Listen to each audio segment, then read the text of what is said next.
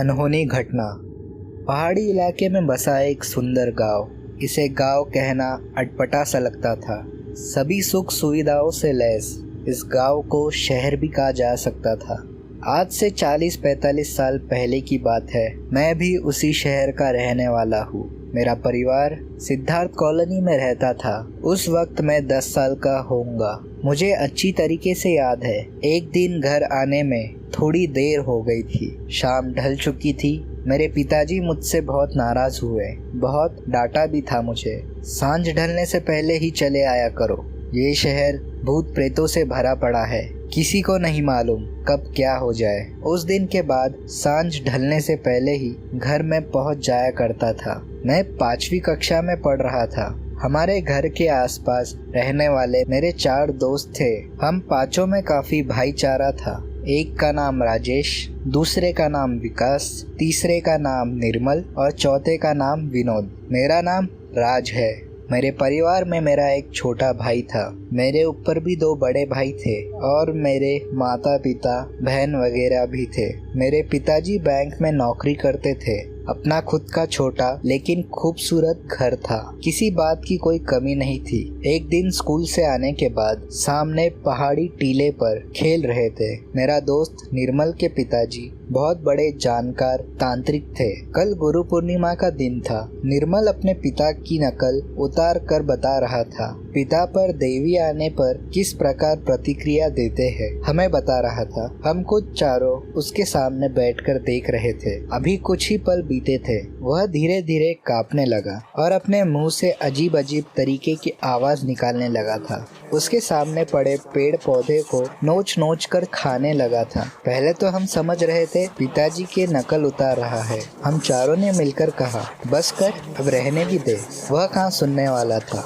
उस पर तो और तेजी आ गई। हम चारों बुरी तरीके से डर गए थे। मैंने विकास से कहा, तू दौड़ कर जा और इसके पिताजी को बुलवा के ला। विकास तेजी के साथ जाकर उसके पिताजी को बुला लाया। वह अभी भी उसी तरह कांपे जा रहा था। पहले उसके पिताजी ने उसको ध्यान से देखा और उसके आगे हाथ जोड़कर बैठ गए और पहले सवाल दागा, तुम कौन हो महाराज? मैं जंगल की देवी हूँ, निर्मल ने कहा। क्या चाहती हो? आज से पहले मेरा कोई शिष्य नहीं था। आज से यह मेरा शिष्य बनेगा। कल गुरु पूर्णिमा है। इसका भी दूसरे कमरे में पूजा का सामान के साथ स्थान लगा दे। मैं इसके शरीर में उपस्थित रहूंगी।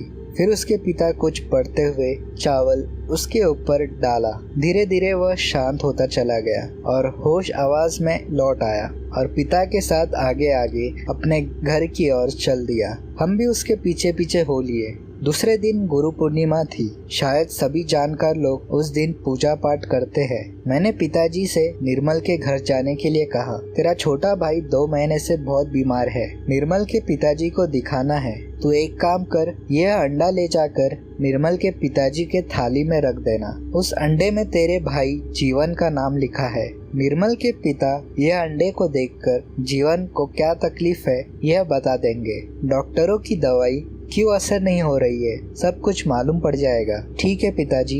इतना कहकर मैं निर्मल के घर एक हाथ में अंडा लिए चल पड़ा। घर में घुसते ही पहले छोटा सा कमरे में पूजा की सामग्री के साथ सजा हुआ एक स्थान बना हुआ था। दूसरे कमरे में बड़ा हॉल नुमा था। अभी से ही उस कमरे में महिला, पुरुषों और बच्चों का जमावड़ा लगा हुआ था। मैंने देखा पूजा के स्थान पर बड़े से कांसे की थाली में ढेर सारे अंडे रखे हुए थे। मैं वापस उस छोटे से कमरे में आ गया। देखा उस छोटे से कांसे के थाली में एक भी अंडा नहीं था। मैंने अपना अंडा उसी थाली में रख दिया। इतने में मेरे बाकी के दोस्त आ गए थे। हम चारों वो छोटे कमरे में बैठ गए। इतने में निर्मल आया। तुम लोग आ गए, बहुत अच्छा लग रहा है। अब 8 बज रहे हैं, अपने आसन में बैठ जाता हूँ। वह अपने पूजा के आसन पर जाकर बैठ गया और अपनी आंखें बंद कर ली। दूसरे कमरे में उसके पिताजी भी अपने आसन में बैठ चुके थे। अभी उन पर देवी देवता आना बाकी थे। हम चारों भी अपने दोस्त के इर्द गिर्द बैठ गए थे। अभी कुछ पल ही बीते थे। अचानक निर्मल पर देवी आ गई। वह जोर जोर से कांपने लगा था। फिर उसने थाल में से अंडा उठाकर कहना शुरू किया, इस 5 साल के बच्चे को डायन ने पूरी तरह कब्जा कर रखा है। आज की रात गुजर जाने पर ही यह बच्चा बच सकता है, वरना सुबह होते होते इस बच्चे की मृत्यु निश्चित है। इसका कोई उपाय भी नहीं है। बच्चा आखिरी चरण में है, मैं भी उसे कुछ कर नहीं सकता हूँ। तुम लोग चाहो तो उस डायन को यहाँ पर बुला सकता हूँ। जरूर बुलाइए महाराज, हम चारों के मुंह से निकल पड़ा। उसने उस स्थान में रखे हुई साई के 4 कांटे उठाकर उस पर मंत्र जाप कर उसे चारों दिशाओं की ओर उड़ा दिया। बगल वाले कमरे में बैठे बड़े बुजुर्ग लोग छोटे कमरे में भाग कर आए और हमें डांटने लगे। बच्चों, तुमने ये क्या कर डाला? सभी हैरान परेशान होकर रह गए, क्या होने वाला है यह सोचकर। इतने में उसके पिताजी पर देवता आ गए। लोग अपने थाली के इंतजार करने लगे, लेकिन सबकी निगाह छोटे कमरे में टिकी हुई थी। ठीक आधे घंटे बाद डायन अपनी निवस्त्र अवस्था में बाल बिखरे हुए लहराती हुई छोटे द्वार के सामने आ खड़ी हुई और हवा में झूलने लगी। निर्मल अपने आसन से उठकर आया और डायन के सामने खड़ा होकर बोला, आप सभी ने इसे देख लिया? बड़े बुजुर्ग ने कहा, हाँ हमने देख लिया। निर्मल ने उस डायन पर कुछ पानी के छींटे मारे और कहा, अब तू चली जा, अब तेरा यहाँ कोई काम नहीं है। निर्मल ने डायन के सिर से चारों कांटे खींच लिए और वह डायन वापस चली गई। उसके जाते ही सभी ने राहत की सांस ली। यह डायन और कोई नहीं, मनमती की माँ थी। मनमती हमारे साथ ही पढ़ा करती थी। उसकी माँ को डायन के रूप में देखकर हम सभी अचंभित रह गए थे। सुबह ठीक 5 बजे मेरे छोटे भाई जीवन का निधन हो गया। तीसरे दिन ही मनमती की माँ का देहांत हो गया। शायद उसे पंचायत ने गांव छोड़ने की सजा सुना दी थी। गांव छोड़ने से पहले ही उसने ये दुनिया छोड़ दी। कुछ हफ्तों बाद मनमती पागल हो गई। गांव में ऐसी अफवाह चल रही थी, जो कोई भी डायन विद्या आधा सीखती है वह पागल हो जाती है। इस तरह 2 साल गुजर गए। हम लोग 7वीं कक्षा में पहुंच गए थे। हम सभी अपने दोस्त निर्मल से पूछा करते थे, क्या यह मंत्र वगैरह तुझे तेरे पिताजी ने सिखाया है? नहीं रे, मेरे सपने में वन देवी माता आती है और वही सिखाकर जाती है। मुझे मंत्रों को सिद्ध करने की भी कोई जरूरत नहीं पड़ती। माताजी एक बार सिखाती है और वह मेरे दिलो दिमाग में छप जाता है। किस काम के लिए किस मंत्र को पढ़ना है वह मेरे दिमाग में अपने आप आ जाता है। हरदम माता मेरे साथ ही रहा करती है। अब मुझे किसी भूत प्रेत डायन वगैरह का कोई डर नहीं है। मेरे पास ऐसी ऐसी शक्तियां हैं, भूत प्रेत, चुड़ैल, डायन और पिशाचों को तिनके की तरह नचा सकता हूँ। इतनी शक्तियां तो मेरे पिता के पास भी नहीं है, पर पिता पिता है। हर पिता की आज्ञा का पालन करना हमारा धर्म है। मैं अपने पिता से काफी आगे नहीं जाना चाहूँगा। एक दिन की बात है, नई बस्ती के कुछ लोग निर्मल के घर उसके पिता से मिलने आए, पर उसके पिताजी की तबीयत बहुत खराब थी। वह उठ भी नहीं पा रहे थे।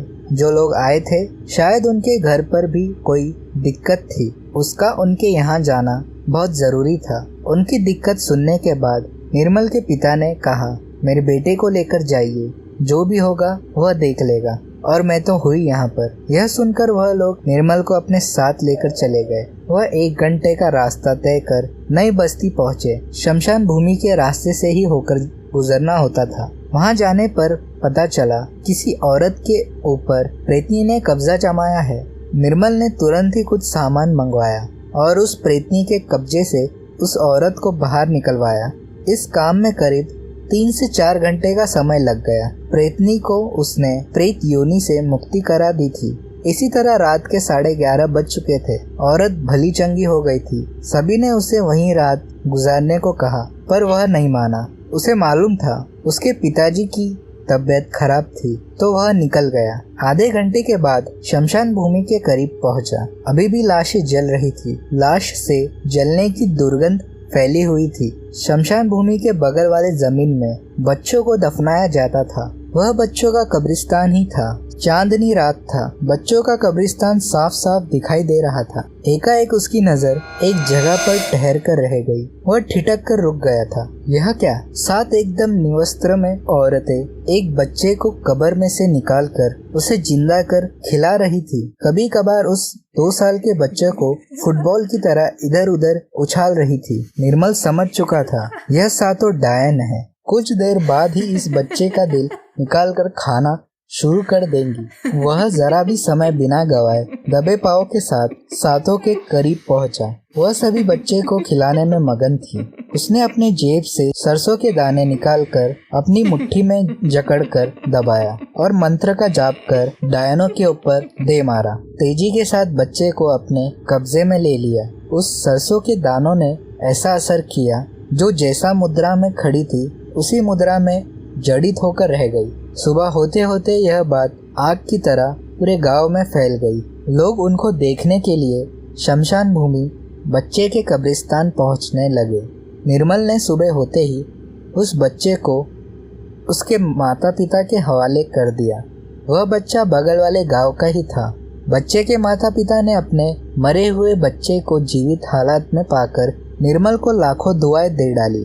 वह आधा जगह जमीन उसके नाम करने वाले थे, पर निर्मल ने इतना ही कहा, यह तो मेरा फर्ज है। मैं अगर जरा सी भी गलती करता, वह सातों डायनें मुझे भी मार डालती, पर देवी माँ ने मेरी रक्षा की, मुझे हिम्मत दी, तब जाकर मैंने ये सब कर पाया। शहर के बड़े बड़े लोग, अधिकारी शमशान भूमि बच्चे के कब्रिस्तान में पहुंचे। उन्हें देखकर सभी लोग हैरान परेशान थे। सबसे बड़ी बात यह थी, यह सभी डायनें बड़े बड़े अधिकारियों की पत्नियां थी।